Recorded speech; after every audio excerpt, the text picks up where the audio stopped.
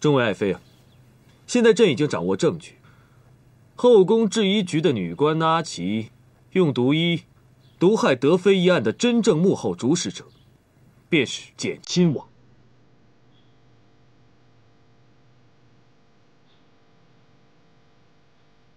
简亲王对朕恨之入骨，因此啊，他才会对朕心爱的女人动手。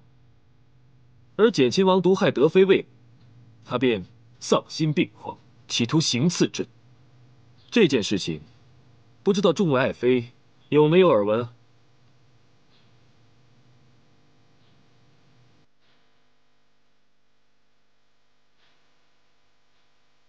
皇上，臣妾们确实听说过此事，可一开始根本不敢相信，没想到这事竟然是真的，这实在是太可怕了。是啊，实在是太可怕了。简亲王难道是疯了吗？说起这简亲王，还是臣妾的堂兄，臣妾真为有这样的堂兄感到羞愧。皇上没有受到惊吓吧？臣妾真是吓坏了，这个简亲王真是应该千刀万剐。是啊，就应该让他下油锅。朕没有受到惊吓，是因为那个那月，哦，他就是那奇的哥哥。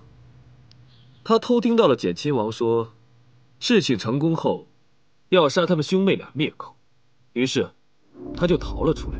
他连夜进宫，告发了简亲王。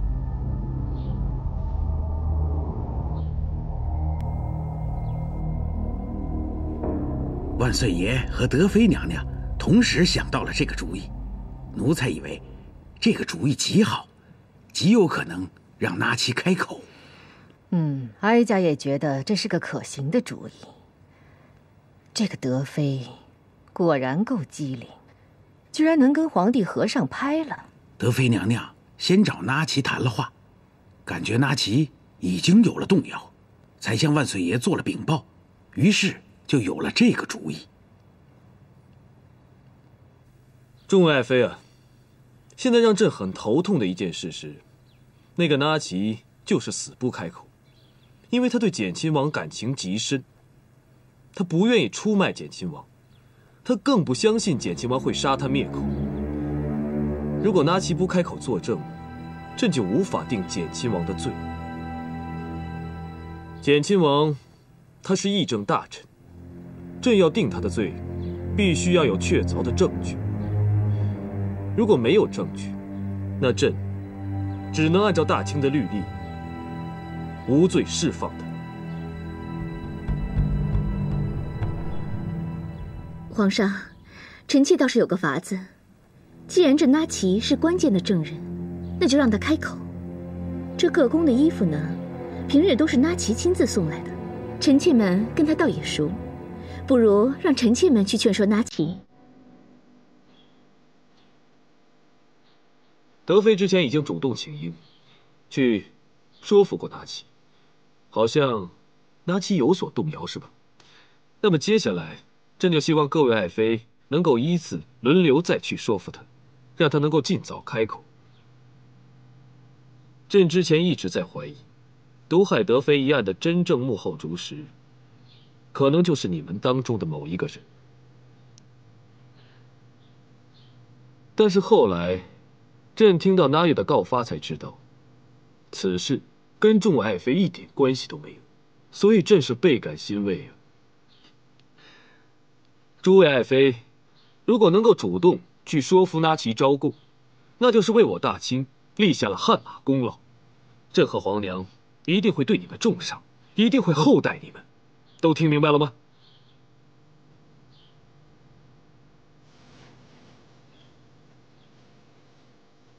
臣妾应当效力，皇上圣明。你们都起来吧。谢皇上。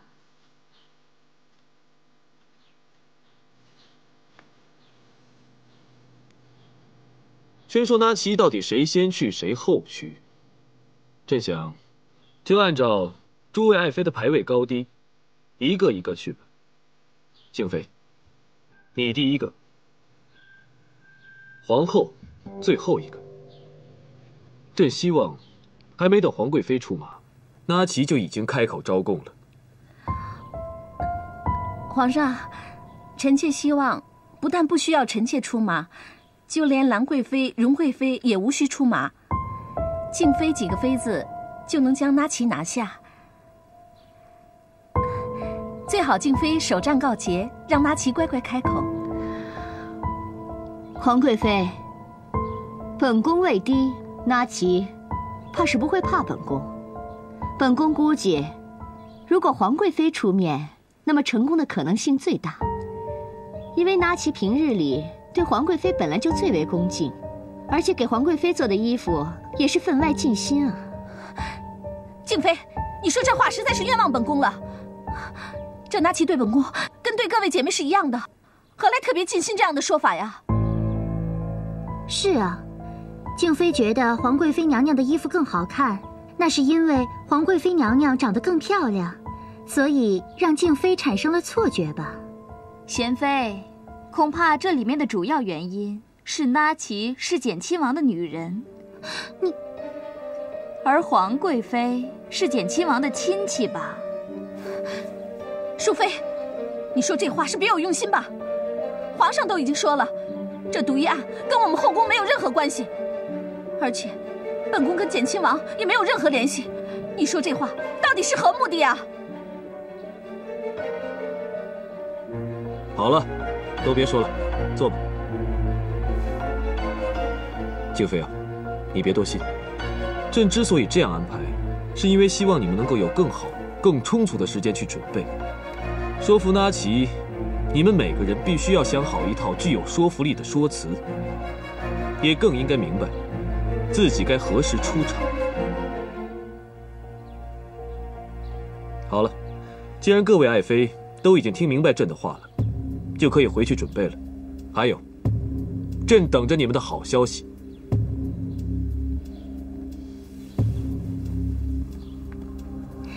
臣妾告退。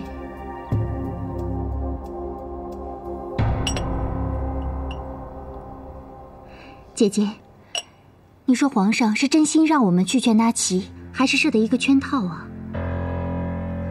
我也在想这件事情。看皇上的样子，像是真心的，但也可能是个圈套。倘若真的是圈套，这件事情就非常可怕了。皇上是冲着本宫和你来的。这个简亲王，他简直是疯了，他怎么能去行刺皇上呢？姐姐做梦也没有想到简亲王会去行刺皇上。或许是简亲王发现事情十分的紧急危险，走投无路，才会孤注一掷吧。妹妹，简亲王行刺皇上之事与我们没有关系，不用管他。皇上想要定简亲王的罪，怕也没那么容易。我们主要担心的是毒医案。毒医案皇上不是说了吗？是简亲王主使，与我们后宫无关。如果皇上说的是真心话，那我们还算是安全的，对吗？如果皇上是真心的，那我们就安全。前提还得那岐不招供。倘若那岐招了供，那我们便逃不掉了。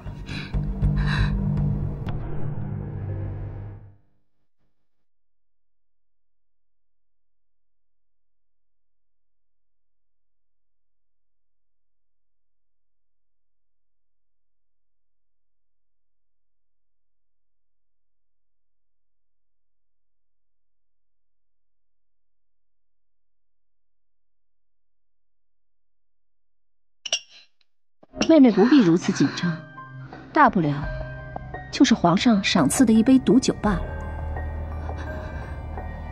姐姐，妹妹不想死啊！别哭了，倘若那岐招了供，姐姐认为咱们两个人的性命都很难保住。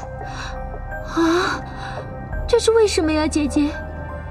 因为那岐会供出本宫平时跟简亲王有联系，那简亲王就坐实了联系后宫、操作后宫的罪名。如果那岐和那月的口供一致，简亲王跟本宫这一条罪名就难逃了，明白吗？妹妹是明白，但是就算是加上一条我们与前庭串通的这一条罪，也不至于是杀头的罪啊。娴妃，你的脑子永远都少根筋。如果证实了简亲王平时跟本宫互通联系，那简亲王这一次行刺皇上的死罪，皇上是会怪罪到本宫头上的。你别忘了，你让那岐告诉简亲王4个字：破釜沉舟。那岐一旦招了供，他完全可以说是本宫和你让简亲王破釜沉舟杀掉皇上的。啊！你说什么？姐姐，怎么会这样呢？你不是告诉我，破釜沉舟这4个字，只是让简亲王大胆的去杀掉那岐灭口吗？姐姐当然是这个意思，姐姐怎么可能会让简亲王刺杀皇上呢？可是现在不是我们怎么说就行了的，我们的解释已经没有用了。那岐和那月为了免罪保密，一定会把所有的罪名加在本宫的头上。本宫一旦被定了罪，你也会被定罪，因为所有的事情都是本宫和你一起做的。姐姐，这些罪都加在一起，是无可赦免的死罪啊！我们该怎么办？我们该怎么办？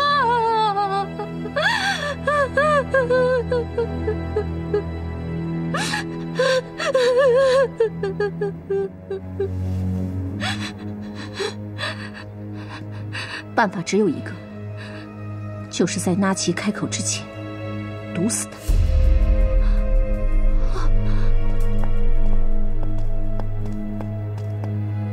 静妃娘娘，时辰到了。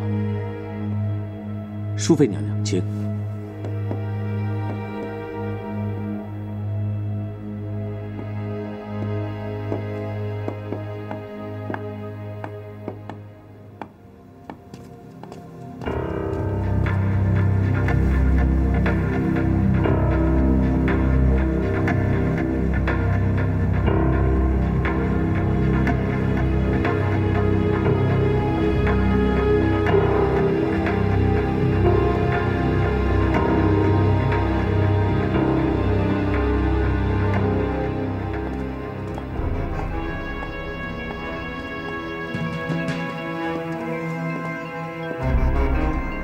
淑妃娘娘，请吧。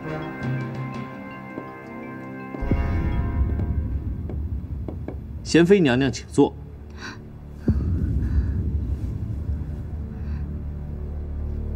请。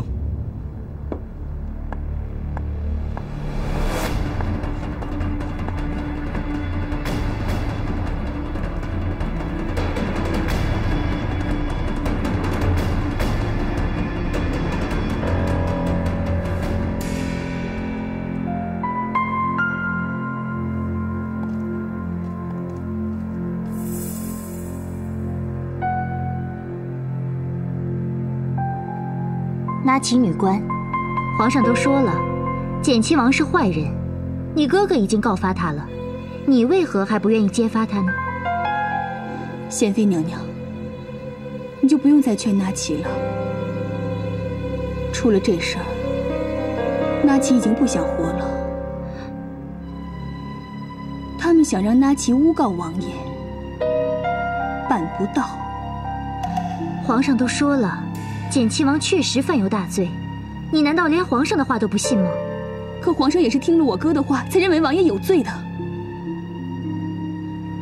至于我哥为什么要诬告王爷，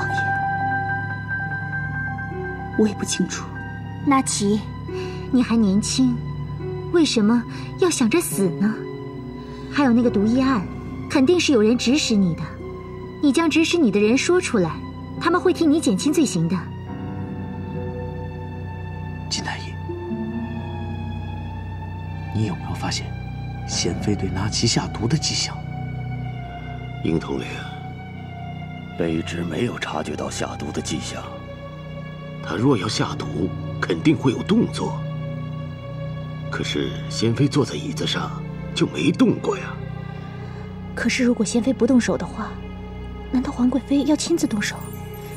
如果皇贵妃不动手，难道咱们猜错了？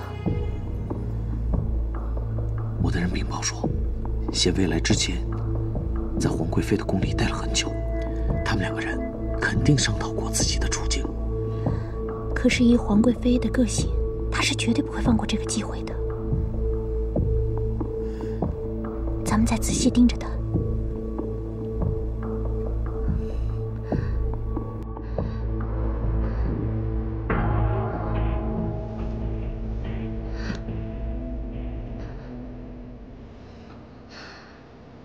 英格尔，你发现贤妃有什么不对的地方了？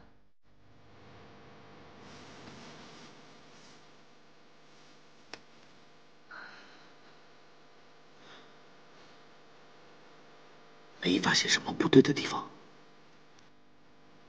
你看她的手，她的手风才微微颤动，现在又轻轻地敲打椅子上的扶手。她的注意力好像并不完全在纳奇身上。她用手敲打椅子扶手，说明她内心有些紧张，想用这个动作来放松自己。是啊，他确实在轻轻地敲打扶手。难道他准备要下毒了？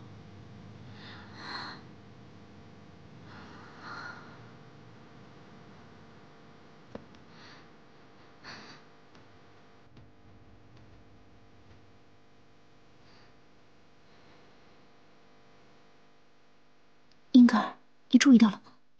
他好像在看着我们这边的墙壁，好像发现了什么，知道有人在监视他。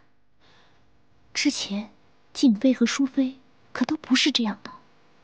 不可能，他发现不了。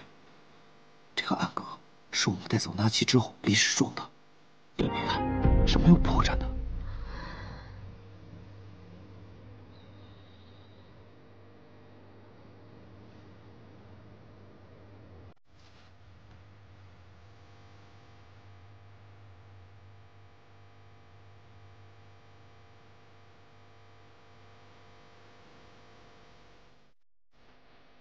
主子，主子，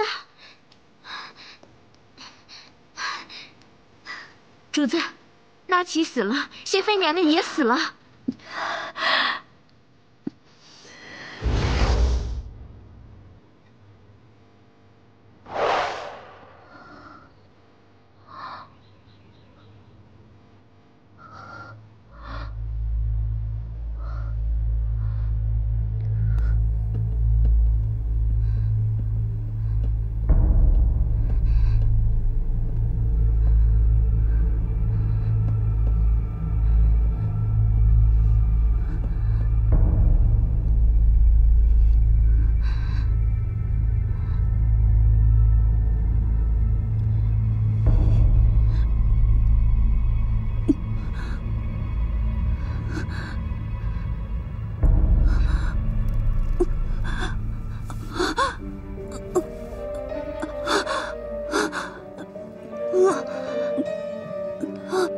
不好，贤妃正在下毒，快走！金太医，贤妃，你们好狠！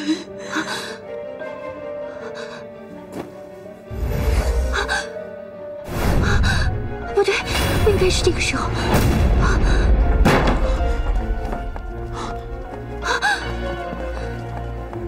把贤妃抓起来，走！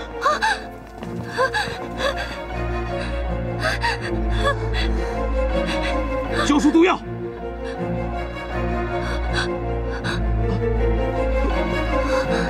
贤妃，贤妃，贤妃！金太医，贤妃也中毒了。贤妃，毒药在哪儿？贤妃也中毒了。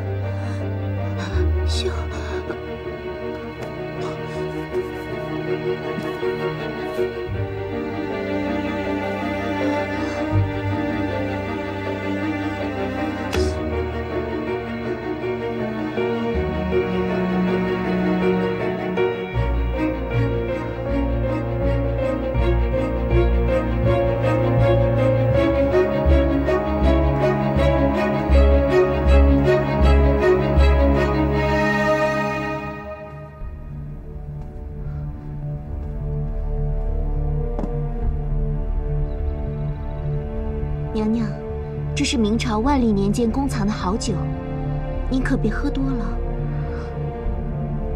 珠儿，下去吧。是。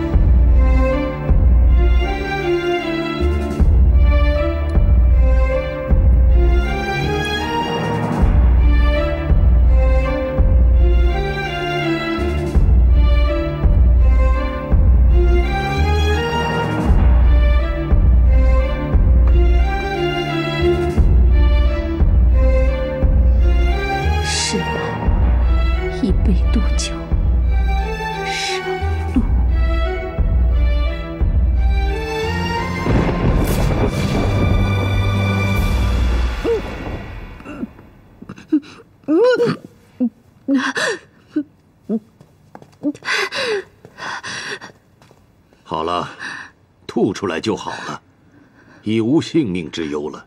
皇贵妃的毒计，好厉害！贤妃，你是想和拿齐同归于尽吗？不，是皇贵妃娘娘骗了我。她告诉我，这个毒药会在几个时辰之后才会发作，这样就没有人相信是我下的毒。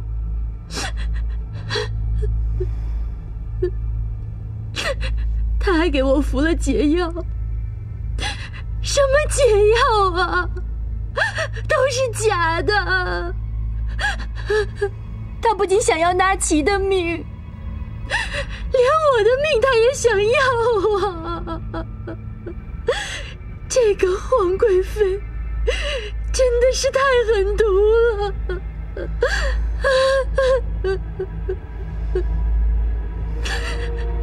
知道吗？是德妃娘娘救了你们俩的命啊！要不是德妃娘娘及时发现了你在下毒，要是再晚一点儿，你们俩一个都活不了。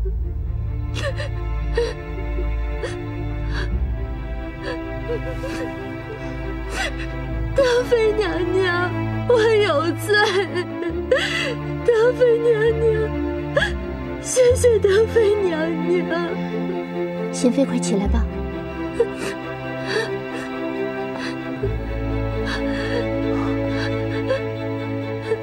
德妃娘娘，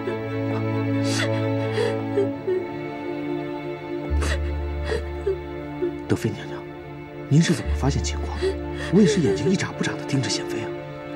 这得归功于我唱戏的经验。唱戏的经验？是啊，这戏曲衣物袖子里经常藏有秘密，所以在审讯时，我特别留意过贤妃的袖子，发现她的手有异常。娘娘真是厉害。那现在已经可以证实，是皇贵妃做的案，是否要派人先把她抓起来？这件事情我已经派人禀报皇上了，皇上会处理的。樱桃脸，刘公公来了，人已经醒过来了。好，醒来就好。刘公公，这件事情的幕后主使是皇贵妃，皇上有没有下旨抓人？万岁爷有旨，先不管皇贵妃，让她做会儿美梦。万岁爷说了，等人醒以后立刻审讯。好。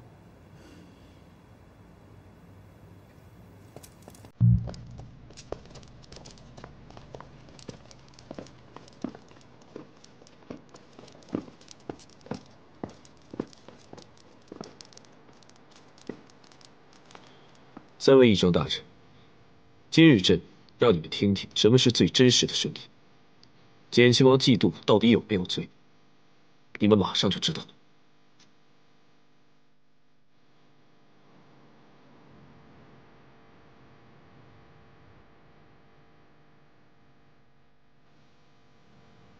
贤妃，你犯了大罪，你犯了死罪。本公公是奉了万岁爷的旨意来审讯你，你必须如实的招供出你所知道的一切，这样万岁爷可以免你一死，还将酌情减罪。你愿意如实招供吗？愿意，只要能够惩罚皇贵妃这条毒蛇，我愿意招供一切。贤妃，你对皇贵妃让你毒死那岐一事，已经供认不讳。现在，本公公问你，皇贵妃为什么要毒死那岐，甚至连你也要一起毒死？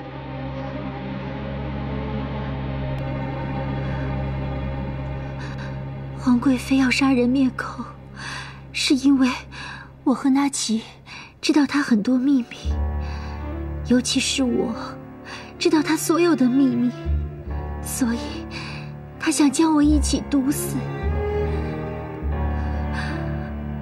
我真的好傻，还相信她把我当作好姐妹。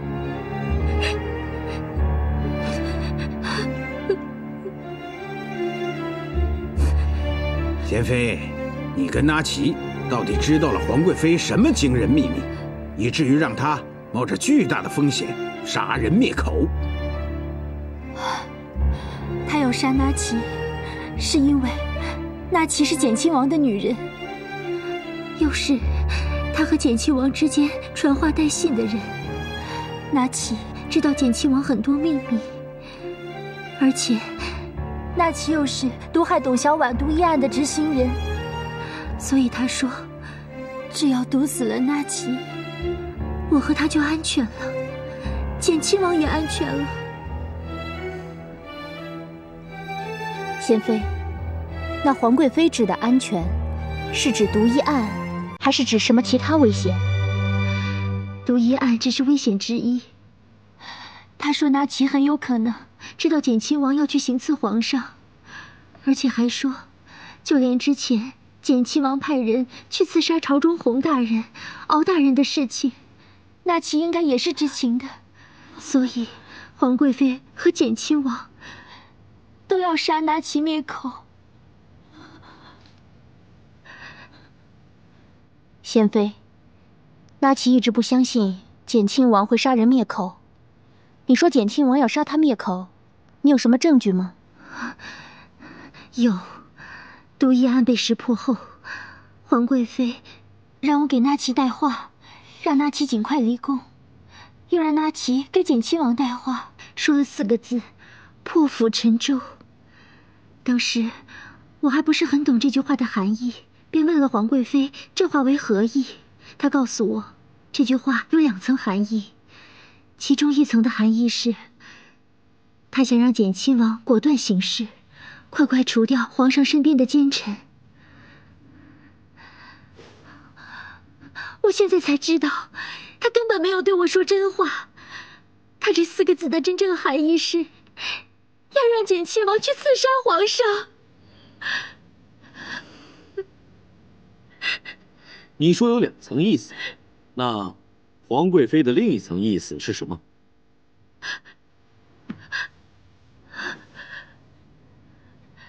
这句话还有一层意思，是皇贵妃想告诉简亲王，让他快点杀掉那岐，因为那岐知道简亲王太多的秘密。他说，他要是不说这句话，简亲王也是要除掉那岐的。但是，还是提醒一下更好。那岐，贤妃是皇贵妃的心腹，平日贤妃和皇贵妃的关系你也清楚。贤妃的话，你不可能不信吧？贤妃娘娘的话，假不了。皇贵妃连贤妃都要杀，简亲王同她一样，都是魔鬼。简亲王不仅要杀我，还要杀了我哥。这一切也都是真的。是真的。那我问你，简亲王知道毒医案一事吗？知道。简亲王曾让我带过几次话，他说让皇贵妃尽快害死娘娘，说娘娘的死对皇上是最沉重的一击。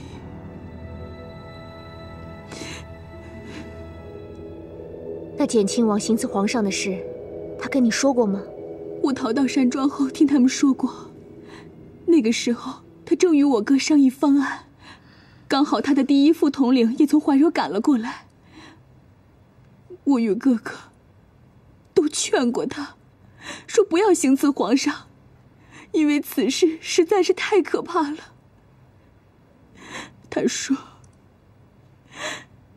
他说皇上亲汉，皇上会毁了大清江山的。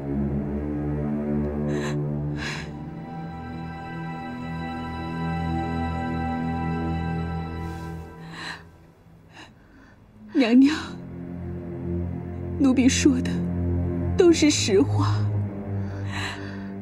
不是为了我与哥哥开脱。那岐知道那岐已经犯了死罪，但那岐不怕死。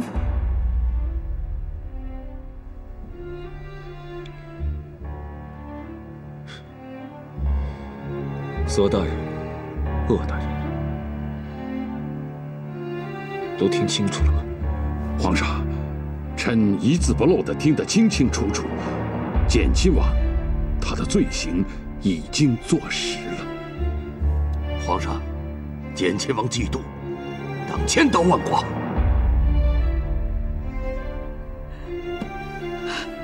我这么爱王爷，为了他，我可以连命都不要。可王爷竟然要杀了我，我不想活了，我好后悔呀！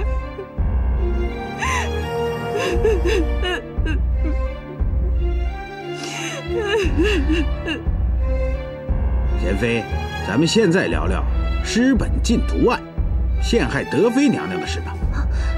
你们曾计划让灵儿在尸本上下毒，陷害德妃娘娘，是不是？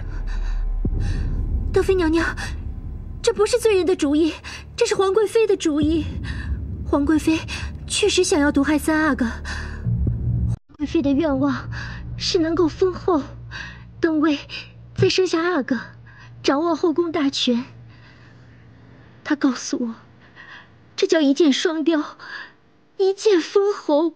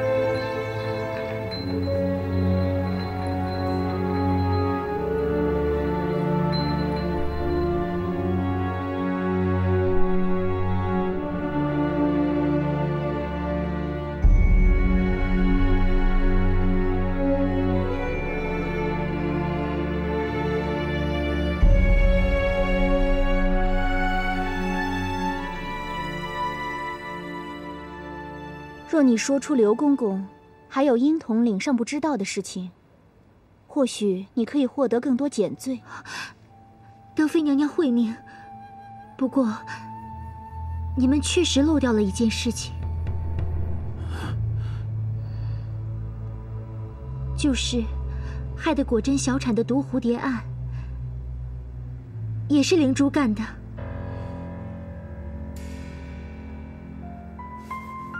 你说什么？毒蝴蝶案也是灵珠干的？静妃不是已经承认了是她自己做的吗？可能是罪人说的不够准确，灵珠用毒蝴蝶对果真下了毒，但是她的毒药好像毒性没有那么大。皇上驾到！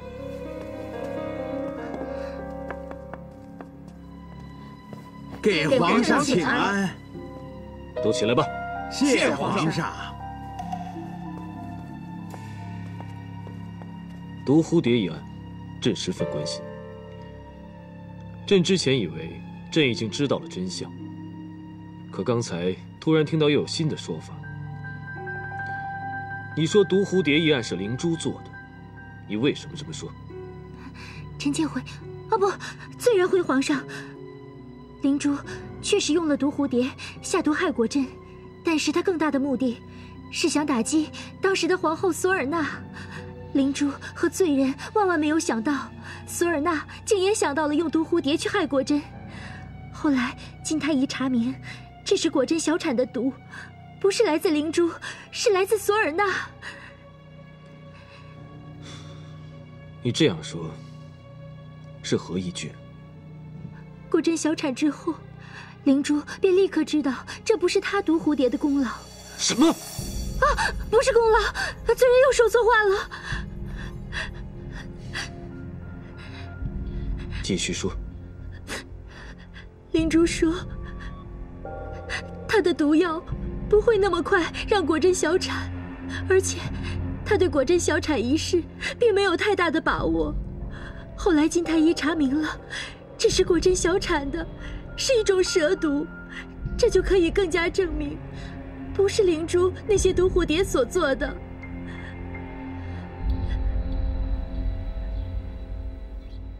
你们都下去吧。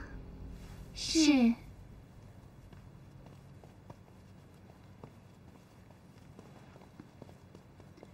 姐姐，刚才有人向妹妹传话，说姐姐和我不用再去劝纳奇了，纳奇已经招了，不知是哪位姐妹立了大功呢？不管是哪位姐妹立的功，这个功啊都是帮你立的，你得打赏人家啊。姐姐为何如此说？纳奇招了，灵珠铁定是完蛋了。这皇贵妃的大位给你腾出来了，你还不得打赏人家？姐姐真是说笑了，妹妹呀，若真是有那一日，那还得靠姐姐的恩赐呢。姐姐，我推算了一下时辰，觉得有些奇怪。说动纳奇招供的，可能是娴妃。娴妃？可这娴妃不是灵珠的心腹吗？果真啊，你怎么确定是娴妃说服了纳奇招供呢？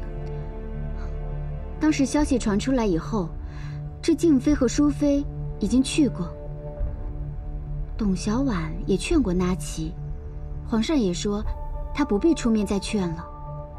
当时只剩下妹妹和荣贵妃没有轮到，可不只剩下娴妃了。有道理。哎，这可就奇怪了，这里面想必是一定出了什么事。娴妃能说服纳奇招供，那必定是娴妃为了自保反了皇贵妃。姐姐慧明啊，定是这娴妃反了。这下可就热闹了。确实是热闹，本宫看着皇贵妃的脑袋，怕是保不住了。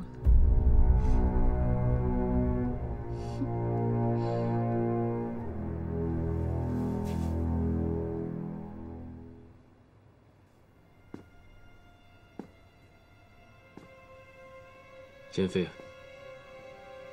朕有一点不明白，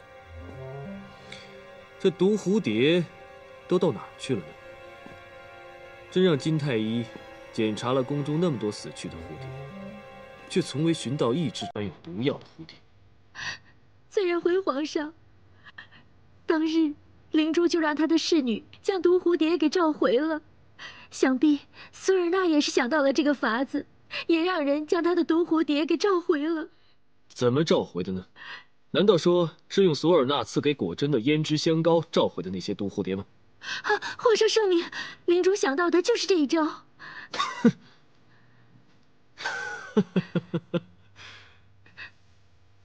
太好了，朕的后宫真是精彩之极呀！什么乱七八糟、匪夷所思的事情都能够发生。